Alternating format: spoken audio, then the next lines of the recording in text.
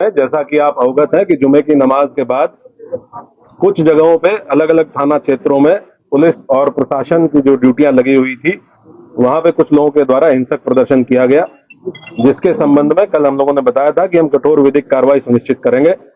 उसमें हम लोगों के द्वारा अब तक कुल 10 एफआईआर दर्ज की गई है, जिसमें थाना कोतवाली में 5 एफआईआर दर्ज की गई है, थाना बारादरी में 2 एफआईआर दर्ज की गई है, थाना किला प्रेमनगर और कैंट में एक एक एफआईआर दर्ज की गई है। इन दर्ज एफआईआरों में आज हम लोगों के द्वारा कुल 8 अपराधियों को, जो इस घटना में शामिल थे, 8 अभियुक्तों को गिरफ्तार करके जेल भेजा गया है। उनके नाम मैं आपको पढ़ के बता देता हूं। मौलाना तौकीर रजा, सरफराज पुत्र सलीम, मनीफुद्दीन पुत्र जरीफुद्दीन, अजीम अहमद पुत्र नसीम अहमद, मोहम्मद शरीफ पुत्र मोहम्मद अहमद, मोहम्मद आमिर पुत्र मोहम्मद जाहिद, जिहान पुत्र राजू और मोहम्मद सरफराज पुत्र समीम। इन 8 लोगों को आज हम लोगों के द्वारा गिरफ्तार किया गया है और जो रिमांड मजिस्ट्रेट हैं उनके समक्ष पेश करते हुए न्यायिक हिरासत में इनको लिया गया है।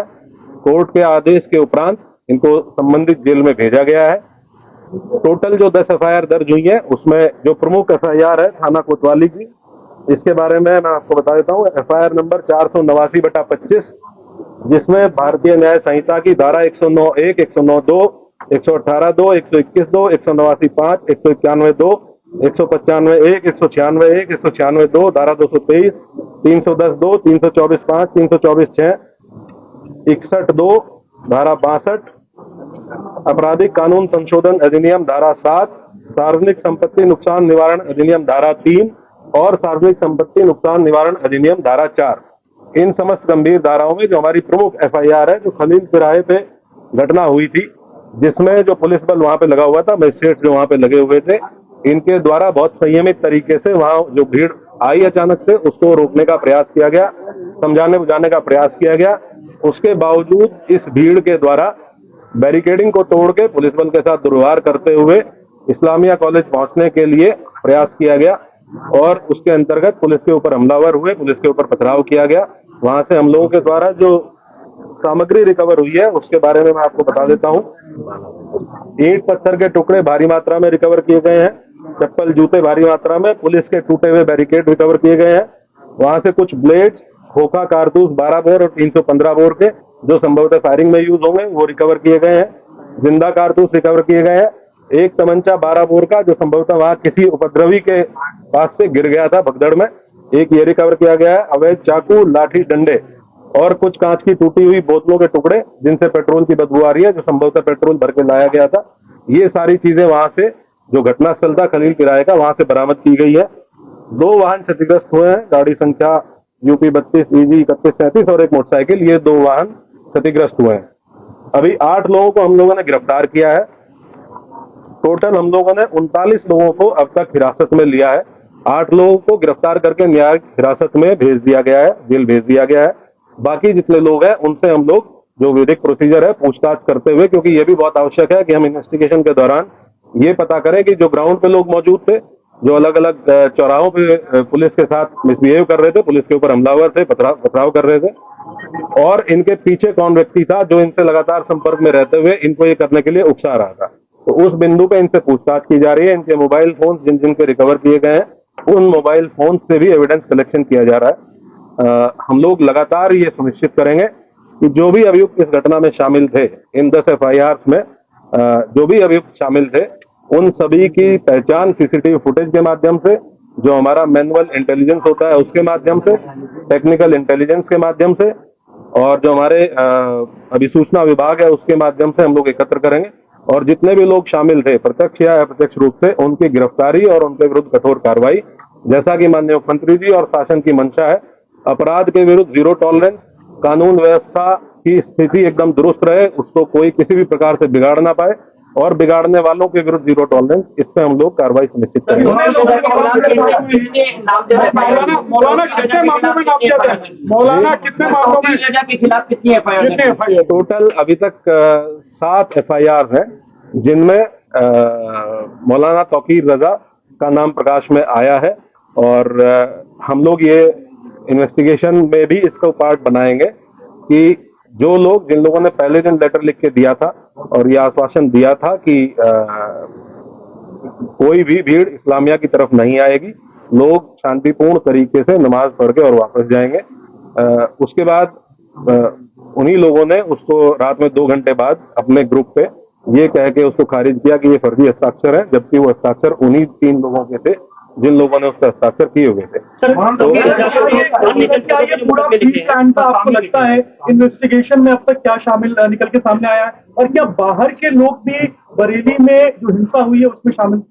ये डेफिनेटली, क्योंकि ये लगभग 7 दिन से इस चीज की अपील की गई थी और 7 दिन से लगातार पुलिस और प्रशासन के लोग, डीएम साहब और मेरे द्वारा लगातार संवाद स्थापित किया गया।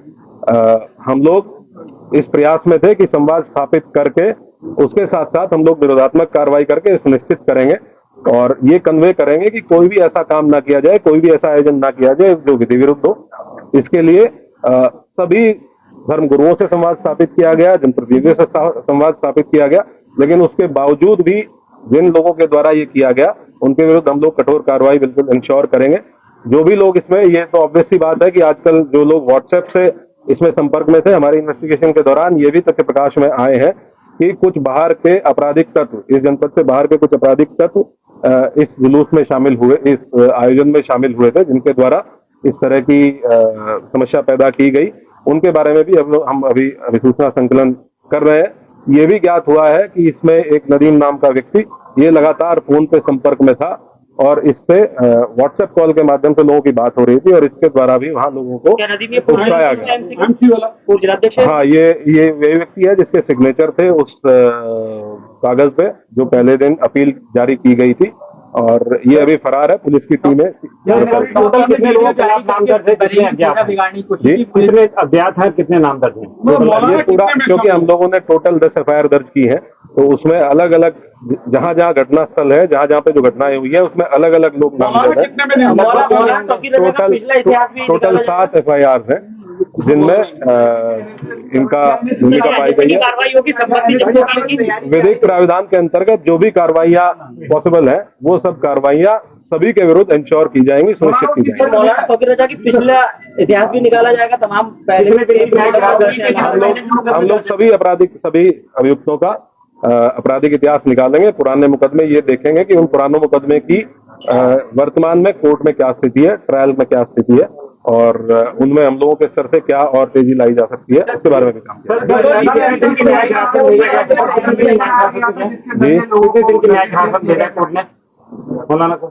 कोर्ट नॉर्मली जब भी कोर्ट के समक्ष पेश किया जाता है तो 14 दिन की न्यायिक हिरासत कोर्ट के द्वारा।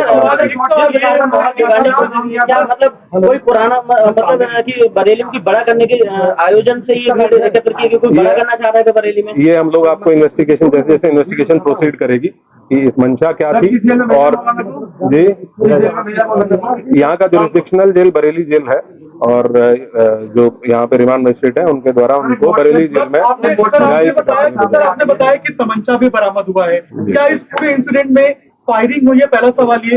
दूसरा, पुलिस वालों को भी चोटें आई हैं, क्या उनको भी छर्रे लगे हैं और कितने पुलिस वाले ऐसे हैं जो अभी घायल हैं? कुल 22 पुलिसकर्मी, कल जब हम लोगों ने अपनी पूरी टीम को गैदर किया, कुल 22 पुलिसकर्मी ऐसे थे जो इंजर्ड थे, जिनका मेडिकल एग्जामिनेशन कराया गया। कुछ 22 पुलिसकर्मी, कुछ लोग ऐसे हैं जिनको डाउटफुल फायर आर्म इंजरीज है, उनका भी फाइनल मेडिकल परीक्षण कराया जा रहा है। जब ये चीज हम लोगों के मेडिकल परीक्षण फाइनल हो जाएगा तो हम लोग आपको इसके बारे में अवगत कराएंगे। लेकिन ये डेफिनेट है कि इसमें अराजक तत्वों के द्वारा फायरिंग की गई। अलग अलग घटना स्थल पे अलग अलग थे, कुछ जगह पे 200-250 लोग अज्ञात में थे, कुछ जगह पे 300-350 लोगों की भीड़ थी। मान के चलिए लगभग 2,500-3,000 हजार लोग ऐसे हैं जो अज्ञात में अलग अलग घटना स्थलों पे, जिनको हम लोग अभी चिन्हित करने का प्रयास करेंगे। टोटल 22 पुलिसकर्मी घायल है जिनका हम लोगों ने मेडिकल करा। नहीं, पूरे घटना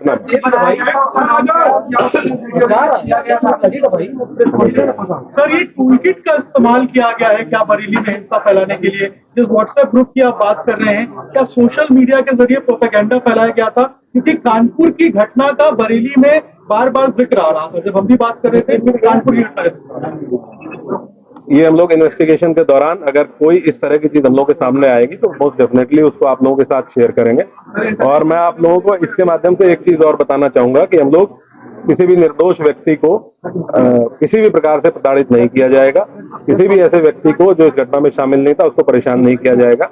और जो इस घटना में शामिल थे या प्रत्यक्ष या प्रत्यक्ष रूप से शामिल थे उनको बख्शा नहीं जाएगा। सर अब तक कितनी गिरफ्तारी हो चुकी है? खबर बरेली उत्तर प्रदेश से रही, आप सभी लोगों ने देखा ही होगा। आदाब, मैं हसरुद्दीन, आप देख रहे हैं जलाल न्यूज 901 टीवी चैनल के द्वारा साक्षात्कार कराया इस खबर के साथ। तो उम्मीद करते हैं आप सभी लोग खबर से सहमत होंगे। खबर उपयोगी व अच्छी लगी हो तो एक आगाज़ जरूर कीजिएगा। चैनल को लाइक शेयर सब्सक्राइब घंटी वाला बटन ऑल करना ना भूलें, जिससे हर नोटिफिकेशन आप तक पहुंचता रहे और हमारे लिए एक सहानुभूति, हौसला अफजाई, मोटिवेशन मिलता है। उसी मोटिवेशन के साथ हर रोज़ तरोताज़ा खबरों को लेकर आपके बीच उपस्थित होते हैं। मेरा खबर दिखाने का, बताने का, समझाने का मकसद रहा लोगों के लिए जागरूक करना, ना कि किसी की भावना के लिए ठेस पहुंचाना। खबरों में हमारे साथ बने रहने के लिए हमारे चैनल जलाल न्यूज 901 के लिए सब्सक्राइब करें, जिससे तमाम छोटी बड़ी खबरें आसानी से मिल सकें। जय हिंद।